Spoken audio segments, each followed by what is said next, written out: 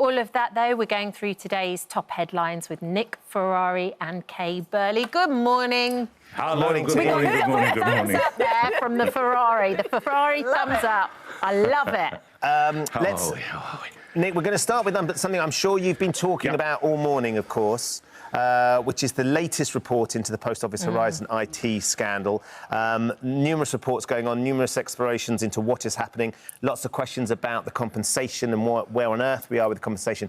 But this most recent report is completely damning. At least 13 people may well have taken their own lives due to the scandal. It is extraordinary. What have you discovered this morning?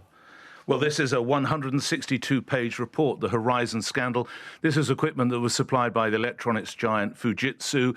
After a couple of trials, it actually became Horizon in 1999.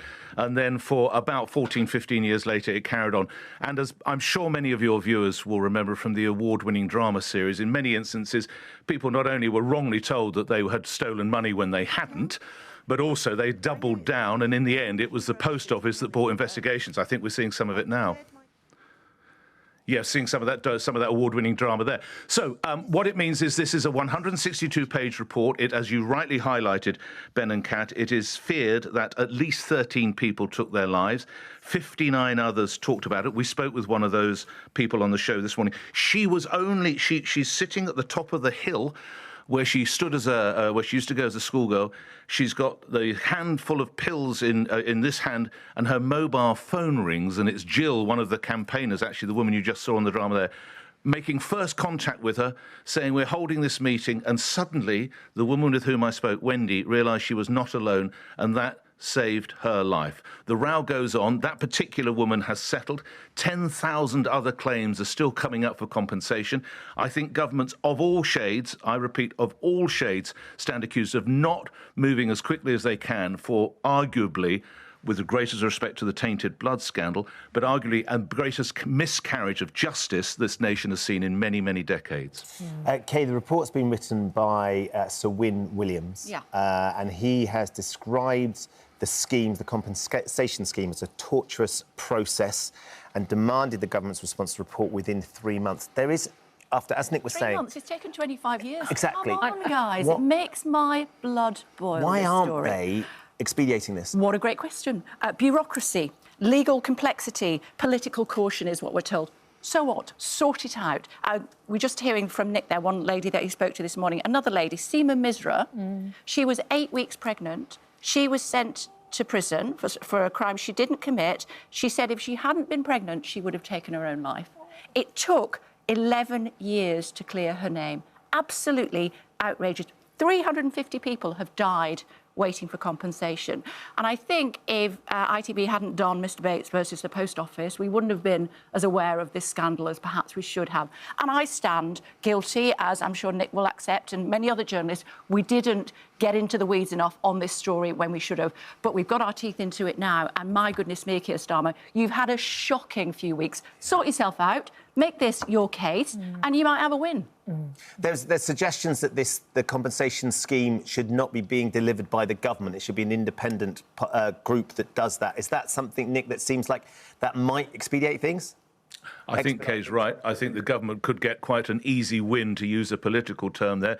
What you get initially is a £75,000 payment. If you can prove that you are one of those people who affected, you then have to go on. But there are possibly 10,000 of those. Now, we have to say there are legal challenges as well by the company, by Fujitsu, and they are arguing in some cases, and the Post Office are asking for considerable documentary detail. But to your point, yes, shouldn't there be some kind of independent panel that sits over this? Credit to Sir Win, the judge who's done this work. It's a phenomenal piece of work, by the way, over 160 pages. I do think it needs to be backed up. And to Kay's absolutely valid point about the duration, and I'm sure she's as angry as I am about this, the government now has until October the 10th to give its response. Now, any government given until October the 10th, it's highly unlikely it's going to come in. So here we go. And to your point, I think, Ben, that means that, tragically, another one or two might die in the months it takes to get response. So I know we're talking about years, but here we're talking about months. Where is the urgency to get this done? Exactly that, exactly that. Even when they have settled, like the 555, they settled back in 2019. tens of millions of that compensation went to legal fees. So the people that actually did get a payout got something like £20,000 each. It's just not acceptable. 25 years of people's lives have been damaged. Keir Starmer, sort yourself out. This is your opportunity, as Nick was just saying, to make a difference to these. As you said, also with respect to the people with the tainted blood scandal, but this is equally as damaging for so many people's lives. Yeah. Let's talk about screen time. And yes. Is it ruining quality time among families? A new survey of 2,000 parents by EasyJet has uncovered that 24% of children, and that's they're counting 11 to 17, say that they're more familiar with their favourite influencers than with their own parents. My son usually reads more about my indiscretions in the red tops than he does chatting to me at home. But I would say to that, yeah, probably it is true, but always keep an open dialogue with your kids. My son is 32 now. You can't get a fag wrapper between us, but that was because I let him do his thing, but he always knew that he could come back and talk. If he wants to do social media, fine. If he wants to chat with his friends online, if he wants to play, what's that game called where you kill each other? Fortnite? Fortnite. Yeah. Or Call of Duty? Call of Duty, okay. Thank you, yeah. Different ages. If he wants to do that sort of thing, fine. But he always knew that if he needed to want to talk to me, then I kept that dialogue open. So I think, don't beat yourself up. But he's 32. Yes. So he wasn't always 32. But no, but so my question is, he grew up with the internet. He grew up with YouTube. Did he grow up with influencers in his life to distract him through those teenage years, which it would have done me had we been able to have that, which we just didn't? It did. It absolutely did. But as I said, what you need to do is, although that you have to accept that as a given, because that's the life that he lived. I mean, he didn't... I worked for Sky for very many years. He didn't know only having 3 TV channels, for example. Yes. He's always thought, oh, there's always been 200 TV channels. So by extension, there's been opportunities to be distracted in other ways. But if he and his friends as well, is very close to many of his friends, still am, that if they needed something, they could come to me. If they were concerned about something that was happening online, if they could come to me, that's all you can do, really, especially as a working parent. Yeah. You can't always be there for them. Nick, what do you think? Do you think parents have to take a bit of responsibility for being kind of attached to their devices as well? 70% of parents are worried about their child's own social media use, but 71% of parents confess to being overly attached to their devices. You've nailed it, Kat, and we've spoken about this before because, again, I'm not being critical because we all live busy lives, but in too many instances, I think these parents will be the very same parents who, when they sit down for dinner, half the time they're looking at their screens, they might even be playing games, and they're not seeking to engage. My children are a little bit older than Kay's, about 5, 6, 7 years older than Kay's, and we didn't have so much of that around, and we did try and engage, and let's face it, if you do the job that the 4 of us do, you're going to be fairly talkative, you're going to be talking about current affairs, you've got things to talk about, so we are quite blessed. But I do think too many of these parents need to look themselves. But the other thing, Kat, that strikes me as hilarious is this survey has been done by EasyJet. Now, I haven't been on EasyJet, but normally when the kids go on the first thing their parents do is to give them a screen so they can watch a movie. That's actually true. We don't have any limits on the screen. Like aeroplanes are You're allowed. You can do what you like. Yeah. They love travelling on aeroplanes, Mighty, because it's like, OK, this is a unique situation. Yeah. You can't run around. You have to do it. I would just say, make sure you don't do screen time at the dinner table. Do try and sit down together if you possibly can. It's not always possible, given our busy schedules. But if you sit down, as I said to you a couple of weeks ago, we have dinner every Friday night. Phones go in the middle of the table. Whoever looks first has to pay the bill. I like that. I am conscious that we're sitting around a table on my tablet. I've heard about those parties. I've heard about those parties, gay codes too, where the keys or the phones are put in the middle of the table. That's what I've read about in the red tops, Kay. Surprised you're talking about it. One last one we'll try and get in before we finish, which is all about, again, it's about communicating. The question was, did you talk to your grandparents enough? Do we talk to your grandparents enough? The Imperial War Museum has input 20,000 hours of their audio archive into AI, which means you can ask real people about their experiences, their wartime experience. So you can go in, Kay, and you can ask them questions like, what was it like in the war? And you actually get real feedback, real people talking about it. It's a wonderful thing to do, but it does throw up the question is, why didn't we all sit around the table and actually speak to our grandparents about this? I've lost my grandparents. I didn't get a chance to do it, but I would love to be able to ask them those questions. Yeah, and I, like you, I was very young when my grandparents died, so I didn't have that privilege either. But I think this is a fantastic thing to do. I was privileged to to have interviewed some of the few, you know, the RAF pilots that managed to come back after the war. And so I've been able to share their stories via the television screens with people who were watching. But another good thing to do, I must just point this out, have you been to the Churchill War Rooms? Yes, yeah, I have. Yeah, they're Fantastic. incredible. If you've never been, okay, I'll something take to them. do in the summer, Yeah, Kat, I would suggest. It's very much worth a visit. It's an underground bunker where they war gamed during the Second World War. And Elizabeth Nell, who was Churchill's secretary, is one of the people that is quoted in this. Is it the? I can't remember who it is. Imperial War Museum. Imperial War Museum. Yeah. So they've recorded her along with Monty and Paul Eddington. Yeah. I mean, Nick, we sort of, there's concerns along the way about what AI is doing, but this feels like a really brilliant use of it.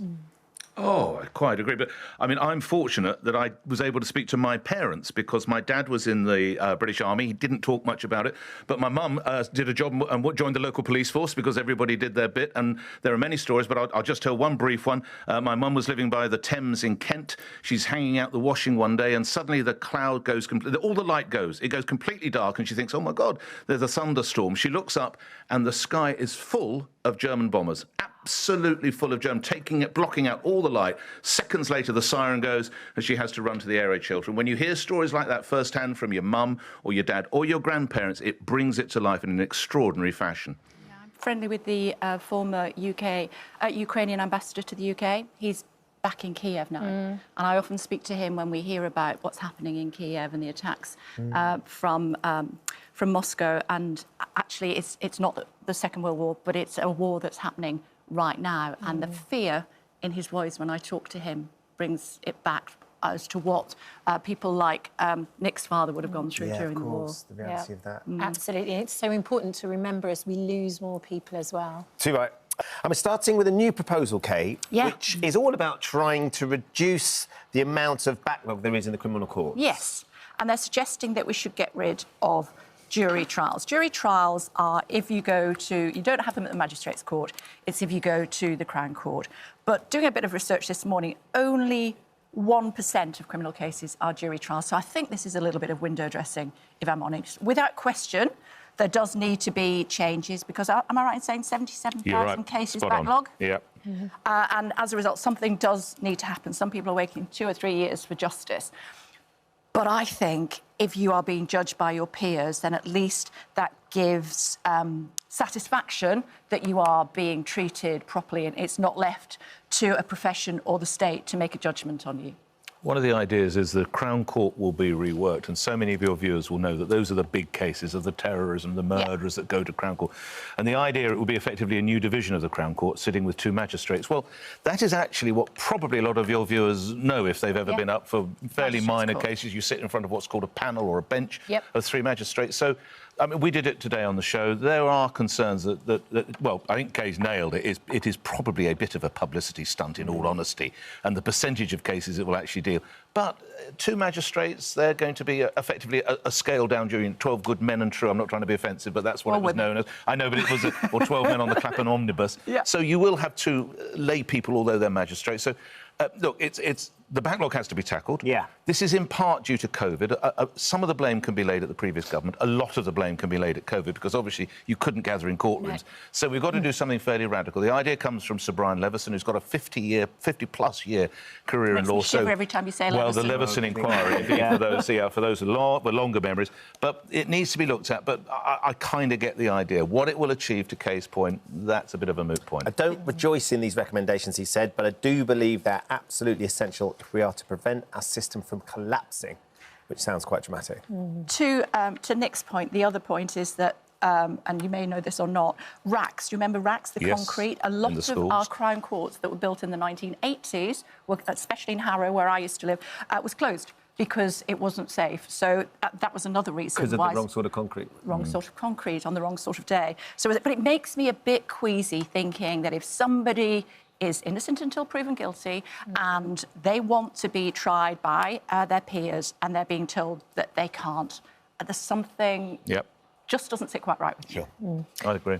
OK, it was one of the most dramatic stories last week. We're still talking about it this week. Last week, Rachel Reeves made headlines after crying, but a new poll has revealed that she's not alone, with 52% of Brits having cried at work. Yeah, I'm surprised by this level, though Kay's made an observation, which I'll let her make again in a moment. Let's come back to this Rachel Reeves. Look, it was just on a human level, as I think we've discussed before, to see anyone.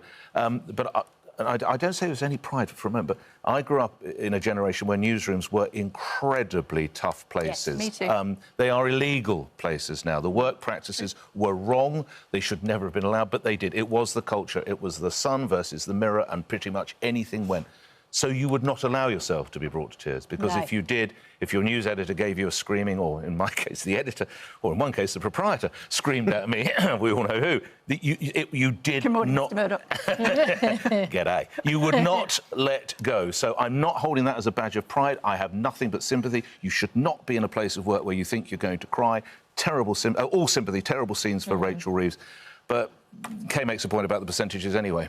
Yeah, my view is that 52% have admitted to crying at work. I'm sure that there are more than that. Yeah. And I worked in the same newsrooms that you did. And, of course, I went to the loo and cried. But I hope that I'm a trailblazer for other women, so that if they feel that they need to cry, or even if they want to come to me before they find themselves in that position, then hopefully I've made that possible. But when it comes to the Chancellor, it's different. If you're Chancellor. Yes. It's different. Your every move can impact the markets, and that impacts on the stability of the country. And as a result, I wouldn't be surprised if there's a reshuffle and she is replaced by somebody like Pat McFadden in the autumn. Can I ask a question? Has a Chancellor ever cried before, whether it was a male or a female? No. Well, not on camera. I mean, have they privately? Yeah, I'm sure. Yeah. Never on camera. Yes. No, so that was actually a very dramatic turn of events. That reshuffle, if they do reshuffle her away to a different post, I mean, there's not another post really for her that can level up to the chair, that measures up to Chancellor, does it? Maybe there's a Deputy Prime Minister role going. But does that reflect badly on Keir Starmer and the fact? Is it going to be she cried, so she's been moved? There are two schools of thought. Politically, that feels like... There are two schools of thought. One is that she's actually made herself unsackable by crying, to your point. The second is, I think we can all say the next budget is going to be a pretty grim one, because they haven't got the fiscal headroom. What does that mean? They haven't found the cash. So let's be really simple. So if you're going to introduce effectively a budget that's totally opposite to what you said in opposition, totally contrary, do you allow another Chancellor to carry that in and then possibly make a move later in the year? So that supports Kay's theory. The other theory is sacking a woman who's had emotional issues. So you would just have to watch this space. That's there was the way a lot to of play criticism, just to shout out to Mr Speaker, who is an MP from the North West. There was a lot of criticism about him saying that she'd spoken to him just before Prime Minister's questions, and that's what had upset her, and that was compounded then by the Prime Minister not supporting her in her hour of need. I know Mr Speaker to be a very compassionate man, and I don't accept that. So I'm just saying. Do we know what was behind it yet? Do we have any idea? They said it was a personal matter. That could have been that she'd had a row with the Speaker. It could have been that she didn't feel support. It could have been that she was under pressure. Yes. I would say, and I am a big supporter of women, I would say, if you don't feel that you can control your emotion when every single aspect of that half an hour in Prime Minister's questions can impact the market, you take yourself away from that situation. And you say, urgent business, sorry, I'm too busy running the country. I don't know what you think. She should have, her team shouldn't have let her in. I don't believe it was an exchange with Sir Lindsay Boyle. She won't mind me saying this. I've interviewed Rachel Reeves more times. She's a tough bird. She won't mind me saying that. So that won't have unsettled her. She's been doing politics for her whole life. It's something else. Her team should have had sight of that and said, I don't think today. I don't think today. But her sister, did you see her sister, who's also an MP, went up to her as PMQ's finished Prime Minister's questions, took her hand and guided her out. Someone should have done that half an hour ago. Totally right. Yes. Totally right. Absolutely. One last question for you then. This is the big one of the day. Do you prefer the dad bods or ripped bods? You're not seriously asking me. I'm looking towards you, Nick, but I'm actually asking Kay. I'm looking at you, but that was 40 tales, wasn't it? I'm looking at you, but I'm asking. A new survey has found that 68% of us would opt for someone with a dad bod over a muscular physique. So is that a six-pack or a party seven? Is that what you're We're at party 9. Is that what you're asking? You look at your wedding Well, I have lost a few pounds. You've lost? I've lost quite a few pounds. Yes, I think a dad bod shows approachable, realistic, reliable, relatable, whereas chiselled looking at you now, disciplined, drive. And I read, when I was researching it, sexual confidence. That's up to you to say how you feel about that. But at the end of the day, as women, I think I can speak for both of us, disagree if you'd like, grey matter, fun, adventurous, wanderlust. Kindness. Make you laugh. I like somebody with a smile on their face is what I like. I don't care about your six-pack. Hey, if they've got a six-pack as well. Whatever makes you happy. Well, I'm prepared to confide in you that as I'm going to be getting married by the close to the Mediterranean, I'm going for the Daniel Craig look. Yes. You know, when he emerges from the white... Here we go. This is the look I'm going for. It's like looking in the mirror. There you go. Look there and I've got to admit, I've a ways to go, yeah? Have you got budgie smugglers? I don't think they only make quite big enough. Could be live or let die for me. Hey, thank you. That's going to be sensational. The man with a golden pun. Right. You've been working on those, haven't you? Thank you both for joining us. Thank you. Hello. Thank Thank you for visiting our This Morning YouTube channel. We upload tons of new content every single day. So hit the subscribe button, like all the videos, and don't miss out. We'll see you in the morning.